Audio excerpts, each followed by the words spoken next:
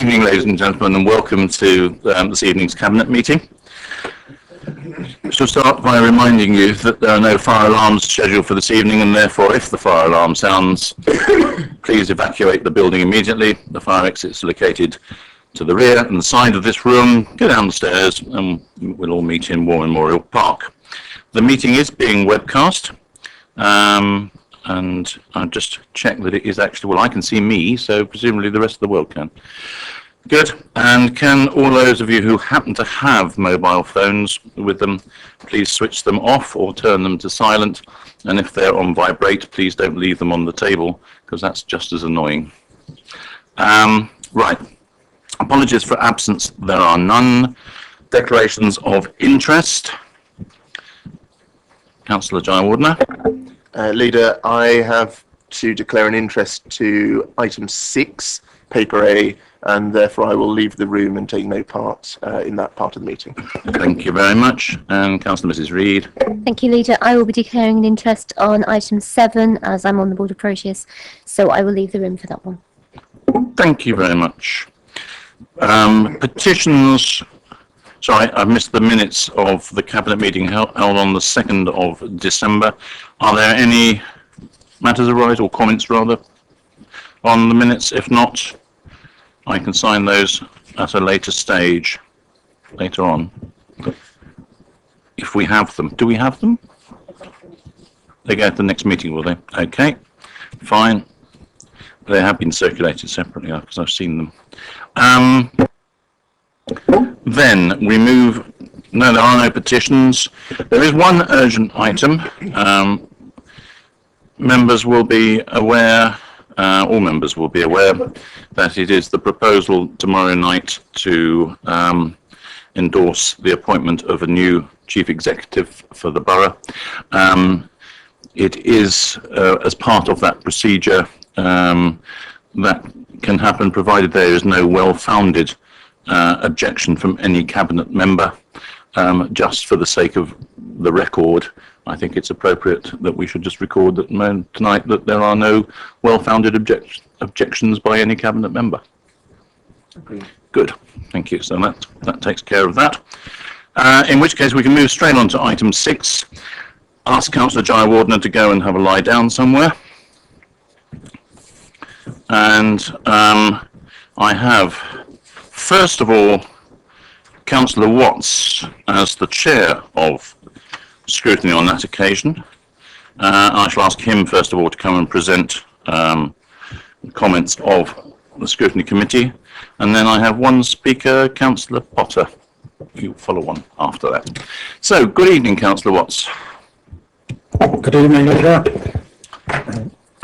I'm going to put you on the timer on the grounds I'm hoping that we can keep everybody to 4 minutes, but we'll do our best if that's okay with you. Well, that's fine, yes. You will have seen the written reports, which is somewhat repetitive. There are a few key points that were made by members as well as by others during the meeting I'll just draw your attention to before we come to the end of it. The first point was that there had been, that members made the point that there had been a lack of consultation with the ward member who wasn't the author of the proposal, and with the parish council and with the residents of Bramley. And the lift procedure does certainly look for ward member endorsement and encourages the other things. The second point was that Bramley Parish Council have proposals of their own or on behalf of the community, and if 72% of the available funds are ring-fenced, as in fact they are now, then that doesn't leave much for the other proposals that Bramley Parish Council will be bringing forward.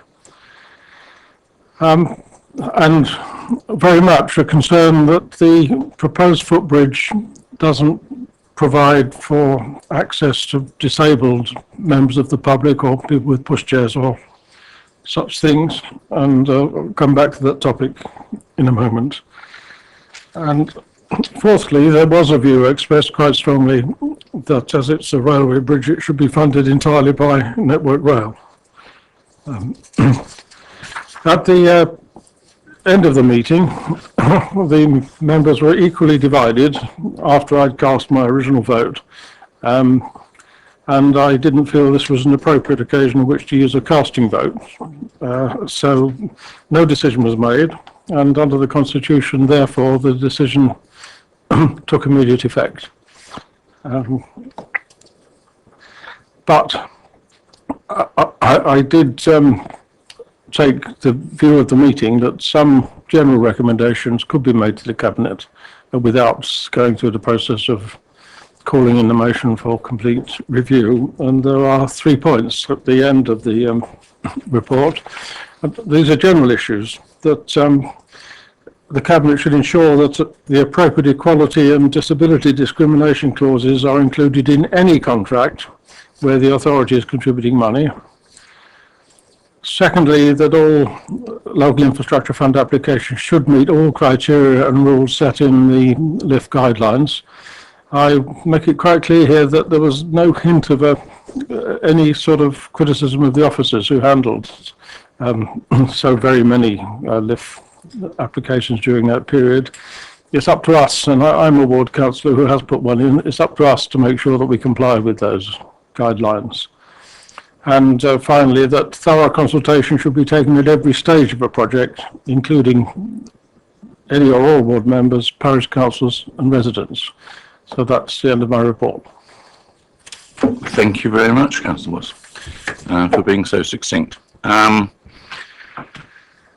you say, the committee did not request that the matter be referred back to Cabinet, and therefore we won't be taking a decision. But as Councillor Potter wishes to speak on the subject, before we confirm that, we shall hear what he has to say.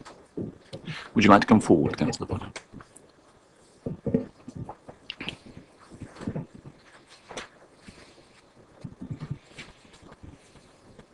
Good evening. Good evening, Leader, Cabinet.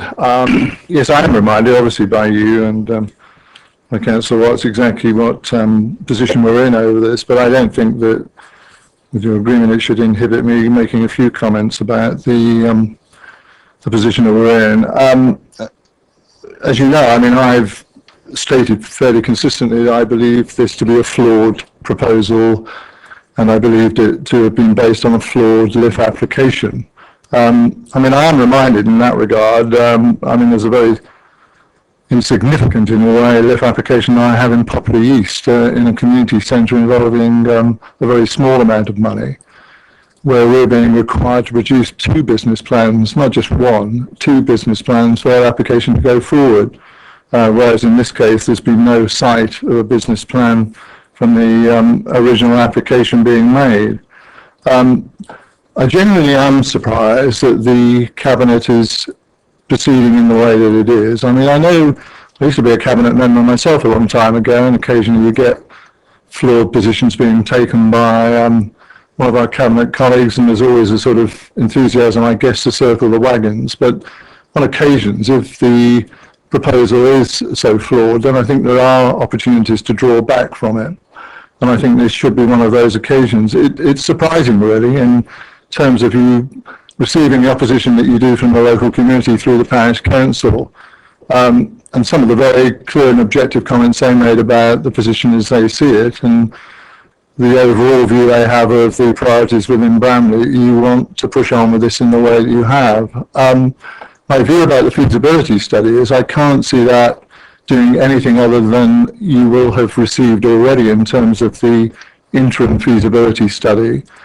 Somewhere along the line, the word prohibitive was used in regard to the costs of providing a fully accessible footbridge. I did ask at the call-in, Leader, as you'll recall, where that word came from and what the assessment of that was. Nobody seems to have any idea about what type of money will be needed in regard to a fully accessible footbridge. But I do say to you genuinely, I don't want this council to be associated with a project of this sort, which is going to provide very limited access to a very limited number of people, when the needs of those wishing to cross the railway line are much greater than that. If Network Rail wants to take the responsibility for that, then so be it. and Network Rail will receive the sort of representations and actions by disability action groups that have occurred elsewhere in the country. So be it. But I don't want Basingstoke and Dean Borough Council to be latched onto that in any way, shape or form. I do find the position of Councillor Jay Warden somewhat confusing. And if I may, Leader, let me reflect back on a situation I found myself in a week ago at the Development Control Committee, and this is relevant. You have 1 minute. Well, let me just make the point if I may. We had an application before us there for Mitchins Lane development, 200 houses. £200,000 of the 106 money there being allocated to this footbridge, and it forms part of the application submitted by Councillor Jay Wardina. He comes to that Development Control Committee, declares a direct pecuniary interest and speaks as a member of the public. But interestingly, speaks against that application, speaks against the very application from which the £200,000 is being drawn towards this footbridge project. Now, I call that hypocrisy. You may call it something else, but I do certainly find it ironic that the very council is promoting this application, drawing money from a different number of sources for the footbridge to proceed in its current form, should then speak against the application that's going to provide some of that funding. I think there are a number of things that are so fundamentally wrong with this. It's not too late for the Cabinet to draw back from the position you've adopted. Thank you. Thank you, Councillor Potter. As I said earlier, the decision stands because it's not been asked for it to be changed. However, I'm not going to comment on, if you like, the politics of who said what and who did what and where, because the sole purpose of this decision was to try and arrive at the best solution for the residents of Bramley. And it does seem to me to be very clear that the best solution is to try and exhaust all the possibilities. And one of the possibilities is a footbridge. And having had the representations which were made about accessibility, etc., I did spend some time making some inquiries, and there are footbridges with lifts attached to them in a number of places around here, and therefore it would seem that the technology certainly exists. Whether that technology can be applied in this particular occasion, only a feasibility study will demonstrate. I can't imagine why it wouldn't, but you've still got to look at the various contours and all sorts of other things to see what might be the case. That is entirely the purpose of it. The decision was that this should be progressed, and it was necessary to ring fence the money so there would be some degree of certainty that the project could go forward, but only ring fence for a year. But in parallel with it, the alternative schemes put forward by the parish council would also be moved forward as well, so that the whole community, and I do hope it is the whole community, can be fully consulted on the range of options at a later stage and decide exactly what it wants. But until you actually have full details on a full range of options, you are actually making decisions on prejudice or a particular prior point of view. And therefore I'm quite happy that the decision that we made was the right one to have made, and that we can move forward from there, noting the other points, and obviously noting the comments of the committee, in particular that we should make sure that all submissions are actually in line with the legal requirements and any other requirements, that if they're not legal, they are whatever the appropriate term of phrase is, because we would always do that anyway. So, thank you very much for the contributions, and we can now move on to item 7. So can we just pause for 30 seconds while somebody gets Councillor Jai Wardner back from wherever he's gone, and Councillor Reid goes.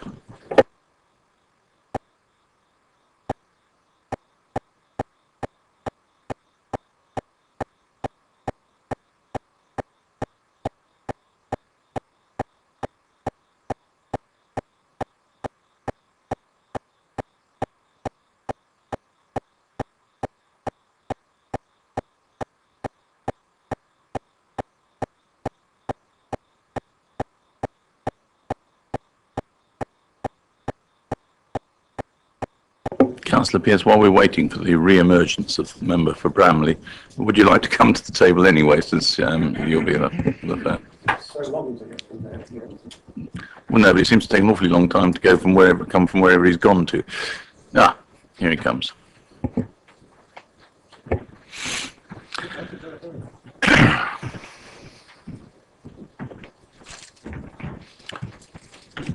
Right, again, councillors, as this subject has already been subject to discussion within this committee and then at the scrutiny committee, I'm not going to ask the cabinet member responsible to reintroduce it. I think we'll just go straight forward to your introduction of the comments from the scrutiny committee. I'll be as brief as I can, and I wrote a few things down, so it's easier for me to read them out. It's worth pointing out that this scrutiny committee was created some 6 months ago by a cross-party working party as a result of the governance review and peer review process. Therefore, you would imagine that the Cabinet tonight will take seriously what the scrutiny committee recommends, which a majority of the committee had concerns. I think it's worth remembering also that this council is no overall control, and as such, good governance determines that the Cabinet needs to reflect the views of all and not just the biggest group. I think it's also fair to say that during the scrutiny meeting, both commissioning officers and the portfolio holder openly acknowledged there were issues with the Arts and Culture Code process, particularly as this was the first one. It's surely okay for us to consider changes in the commissioning process. After all, we agree that change can often be a good thing. Clearly, lessons are to be learned from this process, and they've been identified, I think. And as I am led to believe, changes are being considered. But on reflection, the fact that the Scrutiny Committee has programmed work to examine commissioning is an opportunity to think again and resolve the issues presented. The report gives you the motion that was passed, and you can refer to that specifically, but it asks the Cabinet to reconsider. So it makes perfect sense to me that the scrutiny recommendation essentially asks the Cabinet not to proceed with this decision until such a review has been conducted. Now, I am minded of the many commitments from many people in the arts and culture section that have highlighted have highlighted the need to think again, and has shown disquiet in the process so far. Cabinet should not dismiss those lightly if we value partnership working.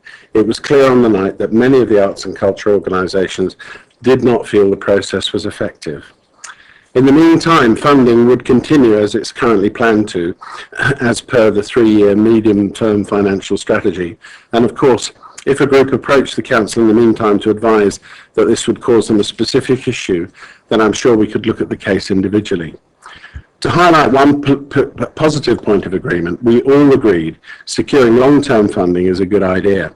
However, that point alone, considering the scale of concern expressed, is not good enough to carry on regardless.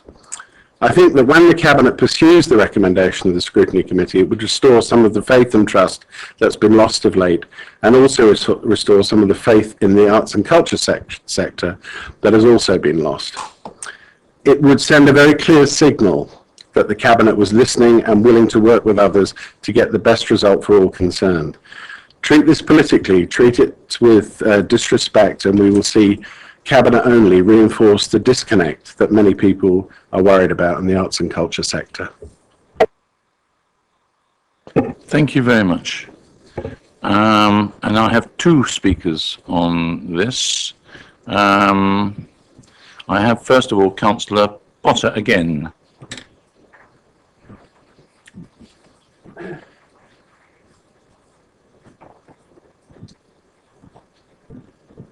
So, thank you, Leader, again. I'll try not and repeat stuff that I've said elsewhere, although I guess my position in respect of opposition to commissioning and outsourcing of public services is pretty well known. Wouldn't come as any surprise to anybody here this evening, particularly Councillor Isaac. But that apart, the new information that I think I want to proffer is in regard to the questionnaire that we have sent out recently and had responses to, which I think does throw out some interesting and I think disturbing comments from some of those who took part in the COG session.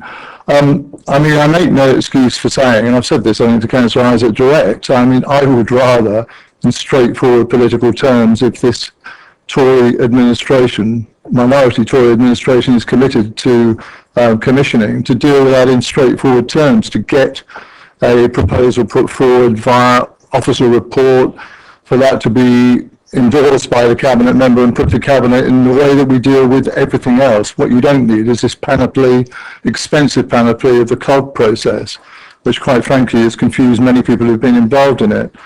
Some of the quotes that are drawn from the questionnaire I'd like to give you, if I may. None of them are mine, by the way. Mine are not included within this summary document that I have. You'll probably be able to tell which are mine when it comes to you in due course. But on the question of did you feel there was sufficient opportunity to put forward a service delivery model, one response was that the methodology, I beg your pardon, of input is embarrassing, light and trite. To ask for intelligent discussion of innovation in the business models of complex organisation via the medium of post-it notes is frankly offensive and pointless.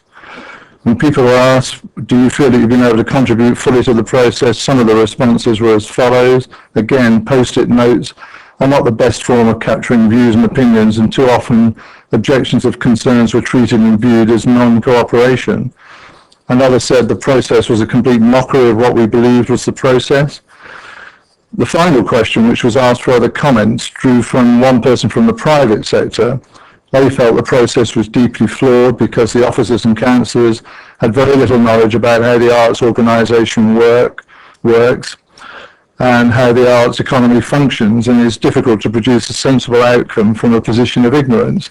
I'd say certainly as a lay councillor myself, I'd hold my hand up and say I don't have that knowledge, and I'm sure that applied to many others who were involved in this process.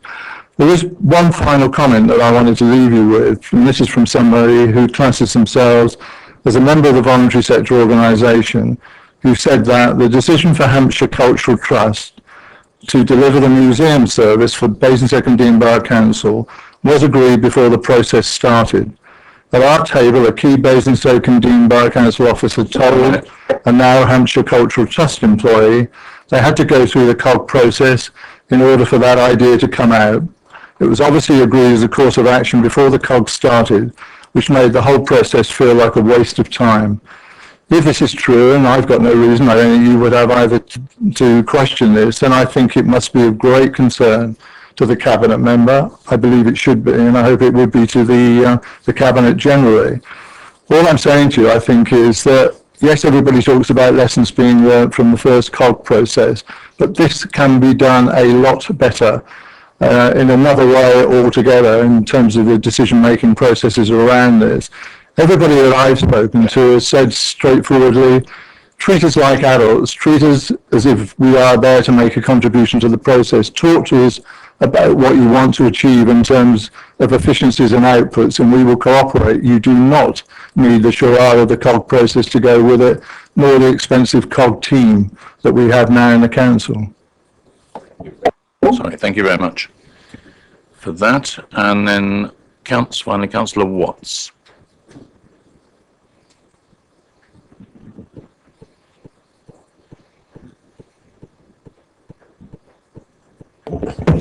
Thank you, You Leader. have your 4 minutes. I must confess that I do have some relevant experience. In fact, I've got extensive experience of outsourcing both on both sides of the deal. But I'd like to ask a question, Councillor Isaacs. Incidentally, I'm very grateful to Councillor Pearce for taking the chair at short notice. I did see the webcast, and I saw Councillor Isaacs' introductory remarks when he mentioned in passing that in the soft market testing of events, the in-house events team would be, I think, fully involved. What I wanted to ask is, will they be encouraged to continue and develop their proposal for in-house servicing or supply of the events needs? And if they will they have the full support of the council's resources, such as financial advice and legal advice, in putting their bid together? Thank you, Councillor Watts. If that was your remarks.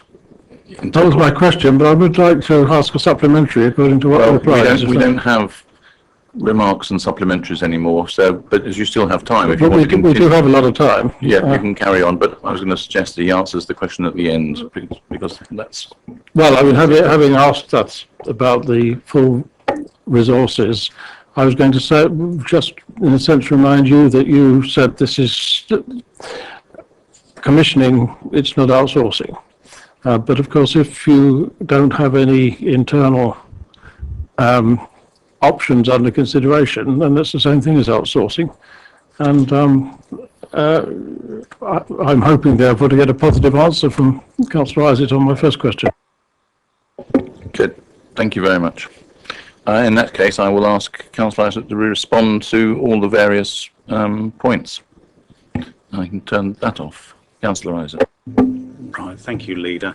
Perhaps it's best if I start by responding to your question, Councillor Watts.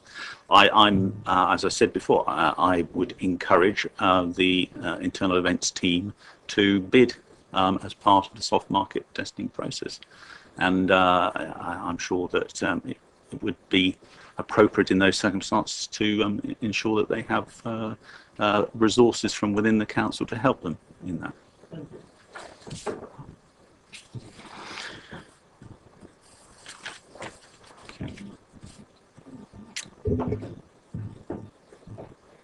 If I can just remind everyone of what scrutiny recommended.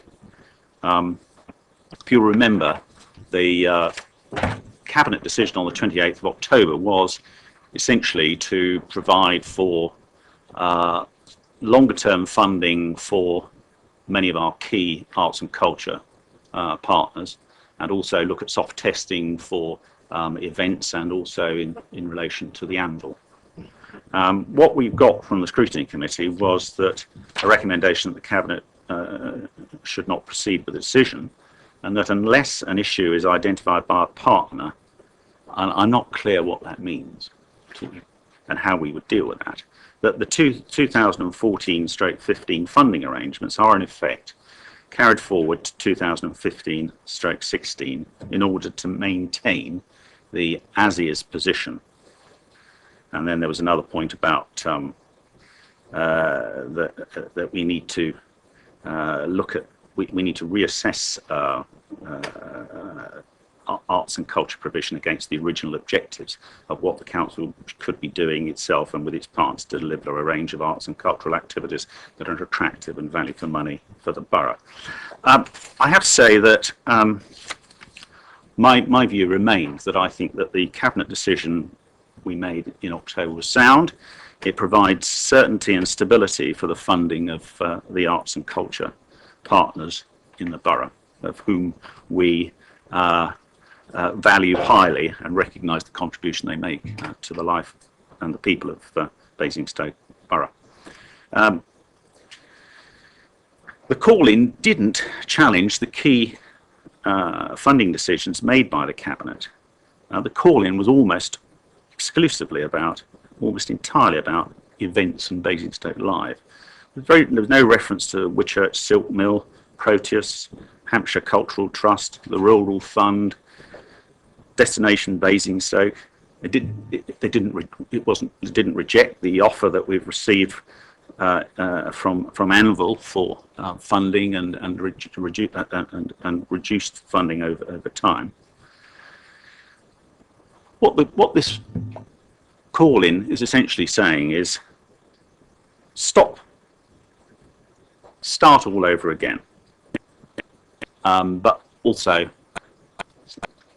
look at individual cases, I think was what was suggested. How we would look at individual cases, I'm not entirely certain, because if we start looking at individual cases, then others are going to say, well, why are you looking at them favourably? We will have no coherent decision process. What this would do is create a huge degree of uncertainty and instability for the arts and culture community. And I've had an email today from Proteus, which I'd like to share with everyone.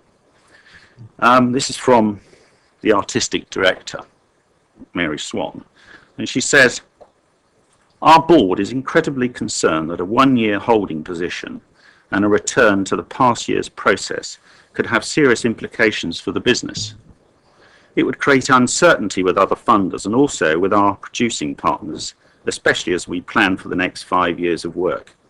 The board has stressed that it wishes to see the Borough Council achieve an outcome through this Cabinet meeting that delivers a coherent plan, which is communicated clearly to both Hampshire County Council and the Arts Council. If no clear decision is reached, can I please request that we meet to discuss what action is taken next? So I think that sort of vividly communicates the concern that would exist in the arts and culture community if this cabinet took the decision to accept the recommendations of the scrutiny committee. What it would do if we did that, it would postpone the extra money that we proposed for Proteus, the pump priming, and it would also deprive the council and its residents of the savings that we have agreed in principle with some of the leading arts and culture partners in return for giving them more certainty about their longer term funding. I really think that this is not a good way forward at all. If I can just respond to some of the comments made tonight by Councillor Potter. I don't think it's terribly fair to start referring to the results of a questionnaire that I haven't seen. I don't think that's fair politics, actually. We know that's going to go before scrutiny in January. Again, I think it was a remarkable statement from Councillor Potter, presumably the Labour Party position, to say that he wants to return to the old ways of looking at how we assess grants for the arts and culture community. He wants to return to officer reports only. How open, how inclusive, how consultative is that? Okay, there were aspects of the commissioning process, the COG process, that can be improved, but to go back to that, behind closed doors, no, that's not what the Conservative administration wants to do. He makes comments, he refers to criticisms again that have apparently emerged through this questionnaire that scrutiny has carried out. That is at odds with the feedback that we got from COG participants immediately at the end of the COG process. And he also suggests that there was some sort of predetermination about how, on an officer level, about what was going to be decided on Hampshire Cultural Trust. I can assure him that there was no involvement, as far as I'm concerned, in that, and there was a considerable degree of thought that went in and review of officers' recommendations before we came up with the final decision we did take in relation to how we should fund the Hampshire Cultural Trust in future. So I would like to suggest to Cabinet colleagues that a good deal of good work has been done over the last 9 months in relation to commissioning, and that the recommendations that we agreed on the 28th of October remain sound and in the best interest of the arts and culture community, and also in terms of our priority of ensuring that we get value for money from the investments that we do make in arts and culture. Thank you, Councillor. Members, comments, please. No comments? In which case, the proposal is that we stick with the decision notice as previously. I have to say, when I run through the various points, it is very difficult to argue with any of them. I mean, reviewing the funding of money to Destination Basingstoke, we certainly need to review the role of Destination Basingstoke and the way that it fits in with the other activities which we are undertaking to promote the borough, and therefore it's appropriate that we should be reviewing the funding to see whether it is too much or inadequate. To accept the ambulance offer of decreasing the cost by 5% when we are in a situation where we have to look for savings right the way across our operational budget, and they are voluntarily offering us that amount of money, is only common sense. To fund the Hampshire Cultural Trust to maintain the Milestones Basing House and the Willis Museum for next year, again, it makes only common sense. And to review the work of the trust, which has only just been set up during the course of the year, to determine further funding commitment, it is very sensible that we should know what it is they're proposing for the longer term before we commit finances to it. I am assuming, and that whilst they might want money more, everybody wants more, but Whitchurch, Silkmill are very pleased to have a certainty of funding until March 2020. Similarly, that the monies going to the Hampshire Museums and Galleries Trust should be terminated at this stage, I think, in the context of the operations being undertaken. But the money and the additional money going to Proteus, and we've heard tonight from the letter from Mary Swan, I think we have to give them the certainty that they are seeking. I would want to give them that certainty. I think that they have a tremendous opportunity, and I to do great things to help the borough. I look forward to seeing the outcome of it, and I really look forward to being able to possibly provide them with more money in the future if the work that they do in the coming year is successful. And the work on the rural grant fund, I think, is money very well spent. We do tend to forget that for many people living in the rural communities, accessing a lot of the arts provision is much more difficult than it should be, or than it can be. Which then just brings us back to the question of, the thorny question around which everybody seems to have been spending an inordinate amount of time, which is whether or not one should go out and get information on which to make a decision. And that is essentially what going out to soft test the markets for both Basingstoke Live and for the Anvil means. How on earth you ever make a decision without information, I don't know. The principle that you can actually make decisions without bothering to find out what the possibilities are seems to me to be wrong-headed and financially totally unsound. It could lead only to complete financial mismanagement. I think that this idea being put forward that at a time when we have enormous amount of pressure on our budgets, we keep discussing what we're going to do about supporting people. We keep discussing what we have to do about youth in the future. There's a whole range of other pressures coming into us, and to say we won't even go out to find what other possibilities there might be for consideration. It's financially and it's morally bankrupt. So I am very much in favour of doing that soft market testing. I am totally happy to take on board the fact that we want, as far as is at all possible, to preserve the nature of the events such as Basingstoke Live as a free event, showcasing local talent.